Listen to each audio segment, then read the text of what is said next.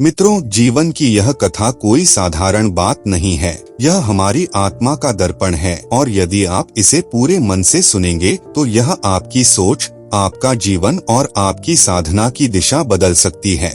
देखो, जब मनुष्य इस संसार में जन्म लेता है तो सबसे पहले माँ की गोद का स्पर्श और पिता का संरक्षण उसे मिलता है। पर धीरे धीरे जब वह बड़ा होता है तब उसे लगता है कि जीवन केवल धन कमाने, घर बसाने और इच्छाओं को पूरा करने तक ही सीमित है। लेकिन संत जन कहते हैं कि जीवन का असली उद्देश्य तो आत्मा के उस परम स्रोत को पहचानना है जिससे हम सब निकले हैं और जहां एक दिन हमें लौटकर जाना है। अब सोचो, अगर कोई बच्चा दिन रात केवल खिलौनों के पीछे भागे और अपनी पढ़ाई छोड़ दे तो क्या उसका भविष्य उज्जवल होगा? बिल्कुल नहीं। उसी तरह अगर हम केवल संसार की चीजों में ही खोए रहें और अपने भीतर छिपे भगवान को भूल जाएं, तो हमारा जीवन भी अधूरा और बेकार हो जाता है। संत कबीरदास ने कहा है, मन के हारे हार है, मन के जीते जीत। यह पंक्ति साधारण नहीं है, इसमें पूरे जीवन का सार है। जब इंसान अपने भीतर हार मान लेता है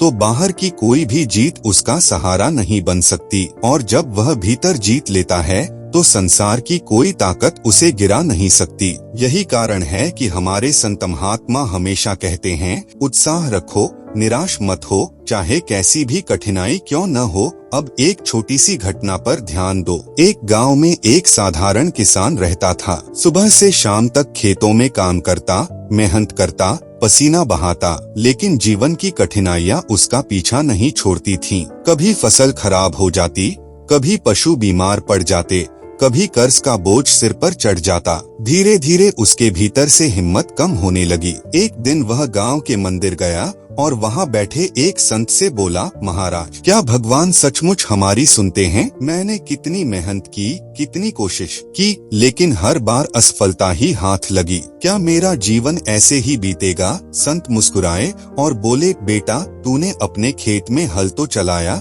बीज भी डाला, लेकिन क्या बीज डालते ही तूने फल पा लिया? नहीं, तूने धैर्य रखा, पानी डाला, खाद डाली और फिर समय आने पर फसल उगी। उसी तरह भक्ति भी है। तूने नाम जपना शुरू किया, सेवा की भावना रखी, लेकिन तुरंत फल क्यों मांगता है? धैर्य रख, भगवान सब देख रहे हैं। आज तुझे जो दुख मिला है वही तेरा सबसे बड़ा गुरु है, क्योंकि यह दुख तुझे भगवान के और करीब ले जाएगा। किसान की आंखों में आंसू आ गए और उसने उसी दिन से तय किया कि अब चाहे कैसी भी स्थिति हो वह नामस्मरण छोड़ेगा नहीं। मित्रों, यही जीवन का रहस्य है। देखो, जब हम नहाते हैं तो अचानक हमें पेशाब की इच्छा होती है। आप सबने यह अनुभव किया होगा। यह केवल शारीरिक क्रिया नहीं है, यह शरीर और मन का संवाद है। जैसे ही पानी शरीर को छूता है, अंदर का दबाव बाहर निकलने लगता है। उसी तरह जब हम भक्ति में बैठते हैं तो मन का जमा हुआ बोझ, दुख, चिंता, तनाव सब बाहर निकलने लगता है। कभी कभी रोने का मन करता है, कभी हंसी आ जाती है, कभी चुप्पी छा जाती है। यह सब रिहाई है, मुक्ति है, और यह सब हमें बताता है कि शरीर और मन कितने गहरे जुड़े हुए हैं। इसलिए जब भी दुख आए उसे दबाओ मत, उसे बहने दो जैसे आंसू बहते हैं, जैसे हंसी फूट पड़ती है, जैसे ध्यान में समाधि मिलती है। यही कारण है कि संत लोग कहते हैं, छोटी छोटी रिहाई के बाद ही बड़ी मुक्ति मिलती है। अब सोचो, जीवन में 3 चीजें हमें अक्सर रोकती हैं, भय, आलस्य और निराशा। भय हमें आगे बढ़ने नहीं देता, आलस्य हमें कर्म करने नहीं देता और निराशा हमें उत्साह से भरने नहीं देती। इन तीनों से बचने का केवल एक ही उपाय है, नामस्मरण और उत्साह। नामस्मरण हमें भीतर से शक्ति देता है और उत्साह हमें बाहर से ऊर्जा देता है। इसलिए हमारे शास्त्रों में कहा गया है, उत्साह ही सबसे बड़ा साधन है। संत तुलसीदास जी ने भी रामचरितमानस में लिखा, उत्साह सम न बल जग माही, जिसका उत्साह नहीं मरता उसका जीवन कभी असफल नहीं होता। लेकिन मित्रों, समस्या यह है कि आज के युवाओं ने उत्साह को व्यसन में बदल दिया है। कोई नशे में अपना उत्साह खोजता है, कोई मोबाइल और सोशल मीडिया में, कोई गलत संगत में। उन्हें लगता है कि यही आनंद है, पर संत लोग कहते हैं, यह आनंद नहीं, यह तो क्षणिक भ्रम है। असली आनंद तो भजन में है, सेवा में है, सत्संग में है। और जब यह आनंद भीतर उतरता है तब नशा अपने आप छूट जाता है। देखो, भगवान कृष्ण ने भी गीता में कहा, वैराग्य और अभ्यास से मन को जीतो। अगर अभ्यास सही दिशा में होगा तो मन वैराग्य को अपनाएगा और जीवन पवित्र हो जाएगा। मित्रों, एक बात याद रखना, हम भगवान के अंश हैं। यह वाक्य छोटा है पर इसका अर्थ बहुत बड़ा है। जब हम मान लें कि हम भगवान के अंश हैं, तो फिर हमें कोई गिरा नहीं सकता, कोई रौंद नहीं सकता, कोई तोड़ नहीं सकता। जैसे सूर्य से निकलने वाली किरण सूर्य की शक्ति को अपने भीतर लिए रहती है, उसी तरह हम सब भी भगवान की शक्ति को अपने भीतर लिए हुए हैं। फर्क बस इतना है कि हम भूल गए हैं। हम सोचने लगे हैं कि हम केवल यह शरीर हैं, यह नाम है, यह पदवी है। लेकिन जब साधना में बैठते हैं और नामस्मरण करते हैं, तब धीरे धीरे याद आता है कि मैं आत्मा हूँ और आत्मा कभी मरती नहीं, कभी हारती नहीं। यही समझ हमें अद्भुत साहस देती है। तो भाइयों और बहनों, कभी निराश मत हो, उत्साह को मत छोड़ो। हर दुख को गुरु और हर कठिनाई को अवसर समझो। भक्ति में धैर्य रखो और नामस्मरण को जीवन का आधार बना। जब तक यह भाव आपके भीतर जागृत है, तब तक आप कभी पराजित नहीं होंगे। मित्रों, जब हम जीवन की गहराई में उतरते हैं तो पाते हैं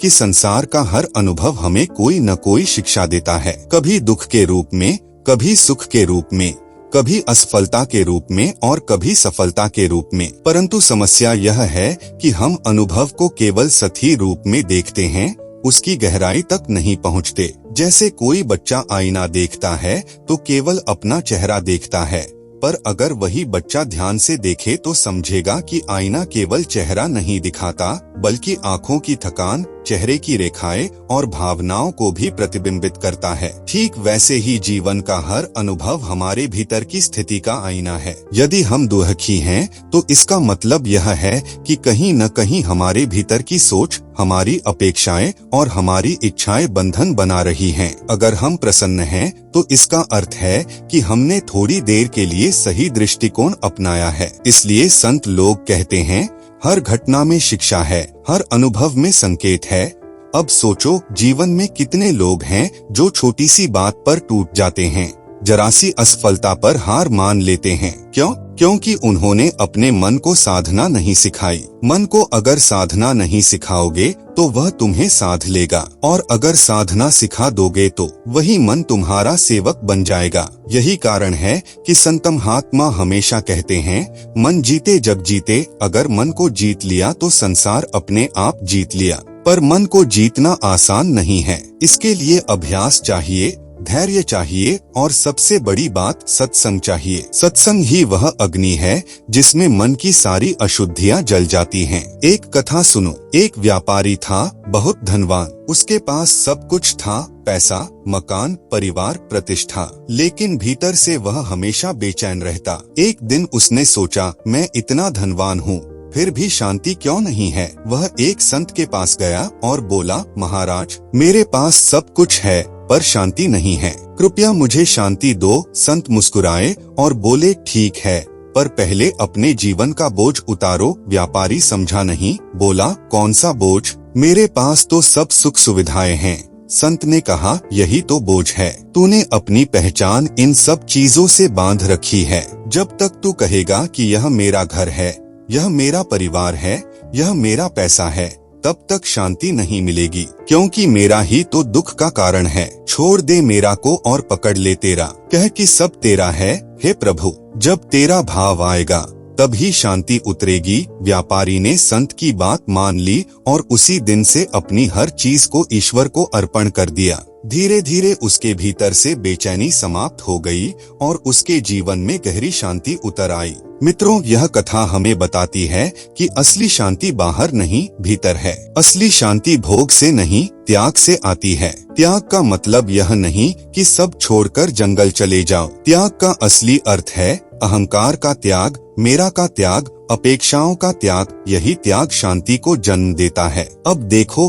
हम रोजमर्रा की छोटी छोटी चीजों से कितना बंध जाते हैं। कोई हमारी तारीफ न करे तो हम दुखी हो जाते हैं, कोई हमें नजरअंदाज कर दे तो हमें चोट लग जाती है, कोई हमारी गलती निकाल दे तो हम तिलमिला उठते हैं। क्यों? क्योंकि हमारा अहंकार हमें बांधे हुए है। अहंकार ही असली कैदखाना है। जब तक यह अहंकार रहेगा तब तक आत्मा का प्रकाश भीतर से बाहर नहीं आ सकता, और जब यह अहंकार टूट जाता है तब आत्मा का प्रकाश ऐसे फैलता है जैसे अंधेरी रात में सूरज निकल आया हो। मित्रों, अब जरा ध्यान से सुनो। जीवन का सबसे बड़ा अवसर है मानवदेह। यह देह केवल खाने, पीने, सोने और कमाने के लिए नहीं मिली है। यह देह मिली है आत्मा को पहचानने के लिए। गीता में भगवान ने कहा, दुर्लभम मानुषं जन्म, यह जन्म बहुत कठिनाई से मिलता है। करोड़ों योनियों में भटकने के बाद यह अवसर मिलता है। अब सोचो, अगर हम इस जीवन को केवल सांसारिक सुखों में गवा दें तो यह कितनी बड़ी भूल होगी। संत लोग कहते हैं,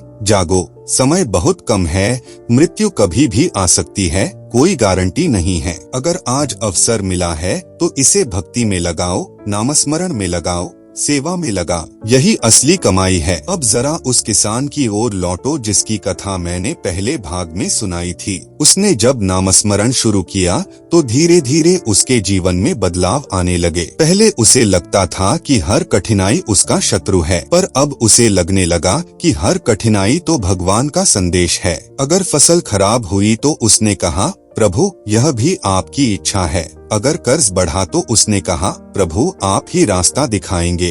और आश्चर्य की बात यह हुई कि धीरे धीरे उसके भीतर का बोझ हल्का हो गया। कठिनाइयां खत्म नहीं हुई, लेकिन अब वह उन्हें बोझ नहीं मानता था। यही तो भक्ति की शक्ति है। परिस्थितियां वही रहती हैं, लेकिन दृष्टि बदल जाती है, और जब दृष्टि बदल जाती है तब पूरा जीवन बदल जाता है। मित्रों, यही दृष्टि हमें भी अपनानी है। अगर हम हर चीज को शिकायत की नजर से देखेंगे तो जीवन दुख से भर जाएगा, लेकिन अगर हर चीज को शिक्षा की नजर से देखेंगे तो जीवन आनंद से भर जाएगा। यही साधना है, यही आध्यात्मिकता है। तो भाइयों और बहनों, मन को साधो, मेरा छोड़ो और तेरा अपना। सत्संग को जीवन का आधार बनाओ और हर कठिनाई को अवसर मानो। जब ऐसा करोगे तो शांति अपने आप तुम्हारे जीवन में उतर आएगी। मित्रों, संसार में सबसे बड़ा भ्रम यही है कि हम मानते हैं कि सुख बाहर से आएगा। हम सोचते हैं कि जब हमें अच्छा घर मिलेगा,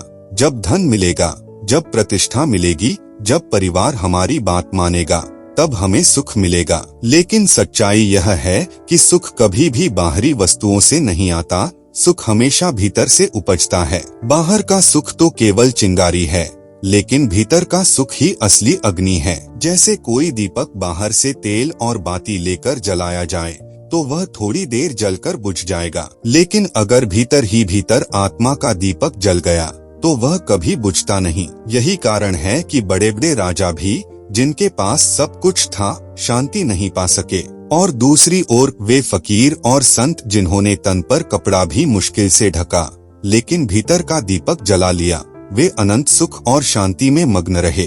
सोचो, जीवन का असली रहस्य क्या है? यही कि सुख पाने के लिए बाहर भागना नहीं, भीतर उतरना है। भाइयों और बहनों, जब मनुष्य भीतर उतरता है तो उसे दो चीजें मिलती हैं।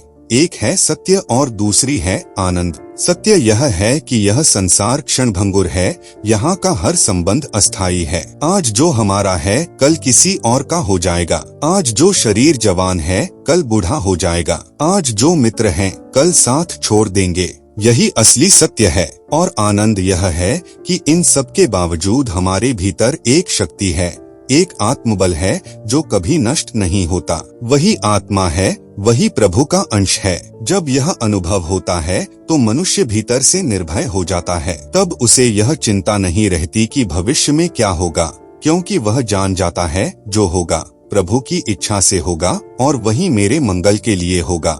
यह भाव जब स्थायी हो जाता है तो जीवन आनंदमय बन जाता है। अब सोचो, हम सब रोज रोज छोटी छोटी बातों में क्यों उलझ जाते हैं? क्योंकि हम भूल जाते हैं कि हम भगवान के अंश हैं। हमें लगता है कि हम छोटे से प्राणी हैं, कमजोर हैं, असहाय हैं। लेकिन सच तो यह है कि हम में असीम शक्ति छुपी हुई है। जैसे छोटा सा बीज होता है लेकिन उसमें विशाल वृक्ष बनने की क्षमता छुपी होती है, वैसे ही हमारे भीतर असीम आत्मबल छुपा है। अंतर बस इतना है कि बीज अगर धरती में बो दिया जाए पानी और धूप मिले तो वृक्ष बन जाता है, और अगर वही बीज पत्थर पर पड़ा रह जाए तो नष्ट हो जाता है। ठीक इसी तरह अगर मनुष्य सत्संग और भक्ति में डूब जाए तो उसकी आत्मा की शक्ति प्रकट हो जाती है। लेकिन अगर वह केवल भोग, वासना और नशे में पड़ा रहे तो उसका जीवन नष्ट हो जाता है। इसलिए संत लोग हमेशा कहते हैं, समय को पहचानो, अवसर को पहचानो। अब एक और कथा सुनो। एक बार एक गुरु और शिष्य यात्रा पर जा रहे थे। रास्ते में शिष्य को प्यास लगी। उसने देखा कि सामने नदी है। वह नदी का पानी पीने गया तो देखा कि नदी का पानी गंदा है, उसमें कीचड़ है। शिष्य ने गुरु से कहा, गुरुदेव, यह पानी पीने योग्य नहीं है। गुरु मुस्कुराए और बोले, बेटा थोड़ी देर रुक जाओ। शिष्य रुक गया। थोड़ी देर बाद वही नदी का पानी शांत हो गया और ऊपर से साफ दिखने लगा। गुरु ने कहा, अब देखो पानी कैसा है। शिष्य ने कहा, गुरुदेव अब तो यह साफ और निर्मल है। तब गुरु ने कहा, ठीक वैसे ही मन है। जब मन उत्तेजित होता है, जब उसमें कामना, क्रोध, ईर्ष्या और संशय की तरंगे उठती हैं, तो वह गंदा हो जाता है। तब निर्णय सही नहीं हो पाता। लेकिन अगर वही मन थोड़ी देर शांत हो जाए, भक्ति और नाम का स्पर्श पाले, तो वही निर्मल और उपयोगी हो जाता है। इसलिए मन को हमेशा शांत करना सीखो मित्रों। यह कथा बहुत गहरी है। हम सबके जीवन में भी यही होता है। जब कोई कठिनाई आती है तो हमारा मन उत्तेजित हो जाता है। हम तुरंत निर्णय लेना चाहते हैं, पर उस समय लिए गए निर्णय अक्सर गलत होते हैं। संत लोग कहते हैं, जब मन अशांत हो निर्णय मत लो, पहले मन को शांत करो। नाम जपो, भजन करो, ध्यान करो। जब मन शांत हो जाएगा तब अपने आप सही मार्ग दिख जाएगा। यही भक्ति का विज्ञान है। अब देखो, आजकल की पीढ़ी में सबसे बड़ी समस्या यही है कि धैर्य खत्म हो गया है। हर कोई तुरंत परिणाम चाहता है। कोई पढ़ाई करे तो तुरंत नौकरी मिले, कोई काम करे तो तुरंत पैसा आए, कोई भजन करे तो तुरंत आनंद मिले। लेकिन सच्चाई यह है कि बिना धैर्य के कुछ भी संभव नहीं है। बीज बोओगे तो फल आने में समय लगेगा। वैसे ही भक्ति का फल भी धीरे धीरे पकता है, लेकिन जब पकता है तो जीवन ही बदल देता है। इसलिए धैर्य रखो, अभ्यास करते रहो, नाम जपते रहो। धीरे धीरे भीतर का दीपक जल उठेगा। भाइयों और बहनों, सुख बाहर नहीं भीतर है। आत्मा ही असली आनंद का स्रोत है। मन को शांत करो, धैर्य रखो और नाम जपते रहो। जब ऐसा करोगे तो जीवन का हर क्षण उत्सव बन जाएगा। प्यारे भक्तों, जीवन एक यात्रा है और इस यात्रा में सबसे बड़ा सहारा है विश्वास। विश्वास ही है जो अंधेरे में दीपक बन जाता है, तूफान में नाविक का साहस बन जाता है और कठिनाई में आत्मा का संबल बन जाता है। सोचो, जब बच्चा छोटा होता है तो अपनी माँ की उंगली पकड़कर चलता है। बच्चा यह नहीं सोचता कि माँ गिरा देगी या माँ उसे छोड़ देगी। उसे बस विश्वास होता है कि माँ साथ है तो कोई डर नहीं। वैसे ही जब मनुष्य ईश्वर की उंगली पकड़ लेता है तो जीवन के किसी भी अंधकार में उसे भय नहीं लगता। समस्या यह है कि हम अक्सर उस उंगली को छोड़ देते हैं और अपने अहंकार पर भरोसा कर लेते हैं। लेकिन अहंकार हमेशा धोखा देता है, विश्वास कभी धोखा नहीं देता। यही कारण है कि संत लोग कहते हैं, ईश्वर पर भरोसा करो, नाम पर भरोसा करो। अब जरा विचार करो, जब जब मनुष्य का विश्वास डगमगाता है तभी दुख बढ़ता है। रामायण की कथा में जब समुद्र पर सेतु बनाना था, सबको संशय था कि यह कार्य कैसे होगा, पर हनुमान जी और नल नील का विश्वास अडिग था। उन्होंने प्रभु के नाम से पत्थर पानी पर तैराए और असंभव कार्य संभव हो गया। महाभारत में जब अर्जुन मोह में डूब गया, तब श्री कृष्ण ने गीता का उपदेश दिया और कहा, तुम्हारा कर्तव्य है लड़ना, फल की चिंता मत करो, मुझ पर विश्वास रखो। वही विश्वास अर्जुन को जीत दिलाने वाला बना। सोचो, अगर ये महापुरुष भी संशय में डूबे रहते तो क्या होता। इसलिए भक्तों, विश्वास ही सबसे बड़ा बल है। लेकिन विश्वास केवल कहने की चीज नहीं है, उसे जीना पड़ता है। जैसे कोई बीज जमीन में बोया गया, अगर उसे रोज पानी और धूप मिलेगी तभी वह वृक्ष बनेगा। अगर बीज को बोकर भूल गए तो वह सूख जाएगा। वैसे ही अगर हम रोज नाम जपें, सत्संग करें, ईश्वर को याद करें, तभी विश्वास जीवित रहेगा। वरना संसार की आंधियां उसे कमजोर कर देंगी। और यह मत भूलो कि विश्वास का फल वही पाता है जो धैर्यवान होता है। अब एक प्रसंग सुनो। एक भक्त संत के पास आया और बोला, महाराज, मैं हर दिन भगवान को याद करता हूँ, पूजा करता हूँ, लेकिन मेरी समस्याएं खत्म क्यों नहीं होती? संत मुस्कुराए और बोले, बेटा, क्या तुम बीज बोकर अगले ही दिन फल मांगते हो? नहीं न, पहले पौधा निकलता है, फिर पेड़ बनता है, फिर फूल आते हैं, फिर फल। उसी तरह भक्ति का भी परिणाम धीरे धीरे आता है, लेकिन एक दिन ऐसा आता है जब फल इतना मीठा होता है कि सारा कष्ट भूल जाता है। भक्त की आंखें भर आईं और उसने प्रणाम करके कहा, गुरुदेव, अब मैं धैर्य रखूंगा और नाम जपते रहूंगा। मित्रों, यही शिक्षा हमें ग्रहण करनी है। अगर हम सोचें कि भक्ति करने से तुरंत सब समस्याएं खत्म हो जाएंगी तो यह गलत है। भक्ति का असली फल है शांति और अनुभव। जब मन शांत हो जाता है तो कठिनाई भी आसान लगती है। जब आत्मा को अनुभव हो जाता है कि भगवान साथ हैं, तब विपत्ति भी कृपा का रूप लगती है। जैसे बच्चा टीका लगवाते समय रोता है, लेकिन बाद में समझ में आता है कि यह उसके भले के लिए था, वैसे ही भगवान हमारे जीवन में कभी कभी कठिनाइयां देते हैं ताकि हम मजबूत बने। भाइयों और बहनों, विश्वास और धैर्य भक्ति की नींव हैं। अगर विश्वास डगमगाया तो जीवन डगमगा जाएगा। अगर विश्वास अडिग रहा तो असंभव भी संभव हो जाएगा। इसलिए हमेशा प्रभु के नाम को पकड़ कर रखो, जैसे बच्चा माँ की उंगली पकड़ कर रखता है। प्यारे भाइयों और बहनों, संसार में एक बहुत बड़ा भ्रम है कि सुख बाहरी वस्तुओं में है। मनुष्य सोचता है कि अगर मुझे धन मिल जाए, बड़ा घर मिल जाए, मान सम्मान मिल जाए तो मैं सुखी हो जाऊंगा। लेकिन इतिहास गवाह है कि जिनके पास असीम धन था, जिनके पास साम्राज्य था, वे भी अंत में अशांत ही रहे। रावण के पास सोने की लंका थी, परंतु वह सुखी नहीं था। धृतराष्ट्र के पास हस्तिनापुर का राज सिंहासन था, पर उसकी आत्मा में शांति नहीं थी। दूसरी ओर भक्त मीरा को देखो, जिनके पास कुछ नहीं था, केवल गिरधारी का नाम था, और वह नाच नाच कर आनंद में डूबी रहती थी। यही सच्चाई है। सुख बाहर नहीं है, सुख भीतर है। बाहर का सुख अस्थायी है, भीतर का सुख शाश्वत है। जब आत्मा ईश्वर से जुड़ती है तभी आनंद मिलता है। जरा विचार करो, जब हम मंदिर में जाते हैं और भगवान के दर्शन करते हैं तो क्यों एक अनोखी शांति अनुभव होती है? क्योंकि उस समय हमारा मन बाहरी दौड़ धूप से हटकर भीतर की ओर मुड़ता है। जब हम नाम जपते हैं तो क्यों मन हल्का होता है?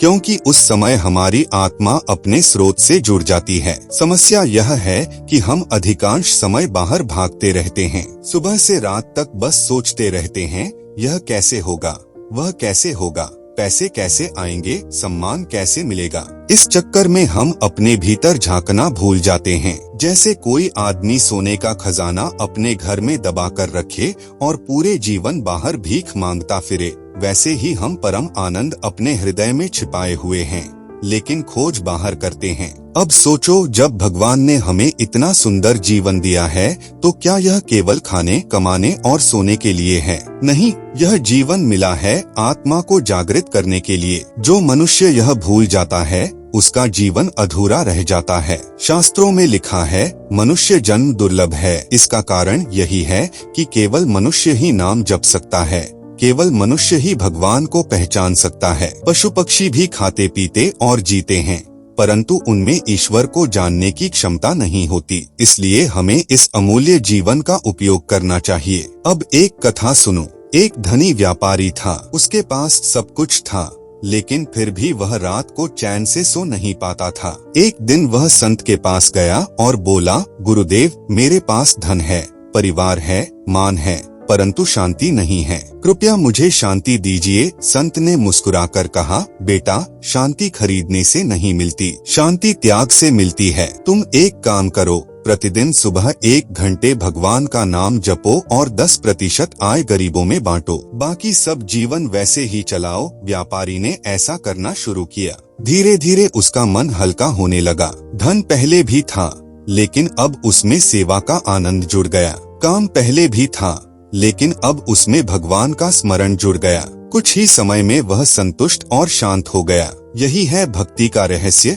जीवन के काम वही करो, पर उनमें भगवान को जोड़ दो। भाइयों और बहनों, सच्चा सुख बाहर नहीं, भीतर है। अगर हम बाहरी वस्तुओं पर निर्भर रहेंगे तो कभी सुखी नहीं हो सकते, क्योंकि संसार बदलता रहता है। पर अगर हम भीतर झांकेंगे तो वहाँ जो खजाना है वह अडिग और अमर है। वही खजाना है ईश्वर का नाम। इसीलिए संतों ने कहा है, नाम ही अमृत है, नाम ही संजीवनी है, नाम ही सच्चा धन है।